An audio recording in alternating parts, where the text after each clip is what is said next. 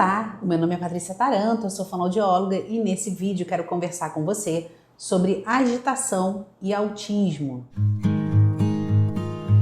Bom, para início de conversa, é muito comum a gente encontrar um quadro de agitação. A gente diz que essa criança ela é hipercinética, pode até se usar esse termo para alguns casos, é aquela criança que não para, mas em casos de atraso de linguagem. E o autismo ele é um quadro do atraso de linguagem. Salvo raras exceções, essa criança vai ter um padrão de desenvolvimento atípico na estruturação da sua fala e da sua linguagem. Então, isso já comporta uma agitação diferenciada do que para as outras crianças que estão em desenvolvimento típico. Quanto mais essa linguagem se organiza, é esperado, né? Então é o que a gente espera desse resultado de organização da linguagem, desenvolvimento da linguagem, que essa criança consiga começar a se acalmar, então ter mais tempo de atenção. O que é agitação, né? Tempo de atenção encurtado. Então aquela criança fica numa atividade, para, fica na outra, para. Ela não conclui ações. Agora, para além do quadro do autismo instalado, né, do atraso de linguagem instalado,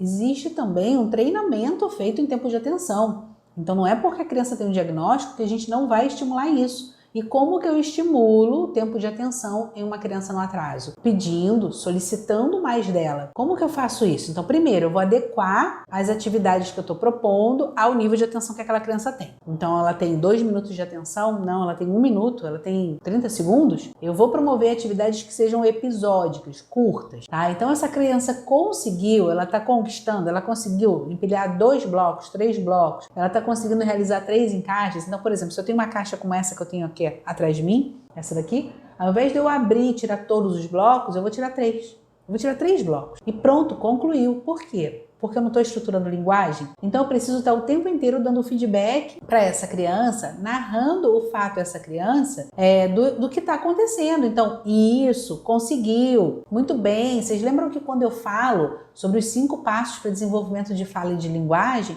em um dos passos está o reforço. E o reforço é essa nossa fala, em que a gente demonstra para essa criança, através da nossa fala, das nossas atitudes, de que ela está conseguindo, de que ela está alcançando o objetivo dela. Então, se ela coloca 3 peças e a atividade acabou, muito bem, parabéns, você conseguiu, bate palma. Cada criança tem aí o perfil do que é uma melhor forma de demonstrar a ela essa finalização e a conquista. É muito importante marcar isso. Aí você foi para uma outra atividade, daí tu tem uma mesa com várias coisas para essa criança encaixar. Mesma coisa, gente. Ou vai estar tudo encaixado e você só vai tirar 3, ou você vai guardar as peças, aí depende do comportamento da criança, e você vai deixar só 3 para ela encaixar. Ok, então nesse dia, nessa sessão, né, 40 minutos, 50 minutos de sessão, ou nesses 30 minutos diários de atividade, que eu falo para vocês também que tem que ter esse recorte para desenvolver linguagem numa criança, você trabalhou diversas atividades em que assim, de 3 em 3 a criança foi concluindo. No próximo dia, ou na próxima sessão, no próximo episódio de intervenção, você vai propor agora 5. Então você vai dar um saltozinho aí nesse processo.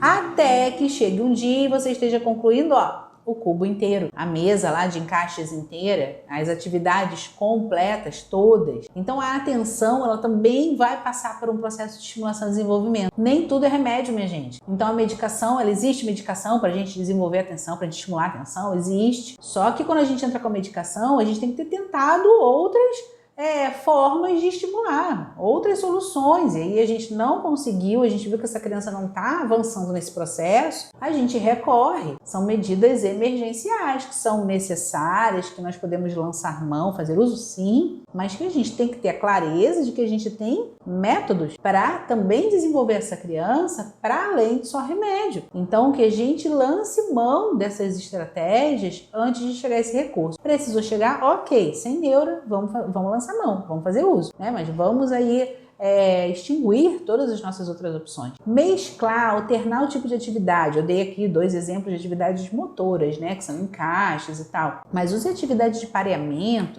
O que é uma atividade de pareamento? É quando eu faço associações. O encaixe a uma não deixa de ser, mas ele tem muito mais do ato motor, né? Da noção espacial ali. Então, por exemplo, quando eu tenho figuras, aqui nessa prancha eu tenho 4 figuras, eu tiro as 4, elas já estão, eu dou para a criança uma e eu peço para que ela encontre o igual. Então, até mesmo uma criança não verbal, e comigo eu consigo aqui com crianças não verbais, quando eu entrego uma e eu aponto aqui, onde eu vou colocar? Essa criança, ela entende que o comando é para ela encontrar o igual e colocar aqui. A gente tem que perceber que no autismo, principalmente, a criança que está nesse atraso do desenvolvimento da linguagem, não necessariamente ela tem um atraso, né, na expressão, ela não se comunica, ela não é oral, mas não necessariamente essa linguagem está tão desestruturada assim, porque muitas vezes eles têm a compreensão muito preservada. Então aquela criança que te corresponde muito bem a comandos orais, só que ela ainda não fala, e ela tem aquela agitação maior, diferente do que acontece com os outros, porque ela não se entretém tanto na atividade, ela tende a fazer um ritual, então ela vai para o brinquedo, depois outro, sempre faz aquela sequência de brinquedo, ou sempre faz aquela sequência de aproximação quando entra no quartinho dela, no lugarzinho dela de brincar. Primeiro vai ali, depois ali, depois ali. A gente sabe que no autismo existem essas coisas, existem essas características. Então, dentro desse circuito que a criança já faz, você começar a tentar sustentar ela um pouquinho mais. Não, volta aqui, vem cá,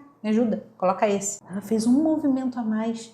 Isso já é ganho em atenção, porque você vai condicionando essa atenção a permanecer. Então, muito do que são as nossas habilidades, memória, atenção, elas precisam de um condicionamento, elas precisam de uma estimulação para elas irem cada vez além. Eu espero que você tenha gostado desse vídeo, curte aqui, não deixe de encaminhar para alguém que possa estar precisando, passa lá em cima para ativar o sininho e não perder nenhuma notificação. Não esquece de me seguir também nas outras redes sociais. E até a próxima!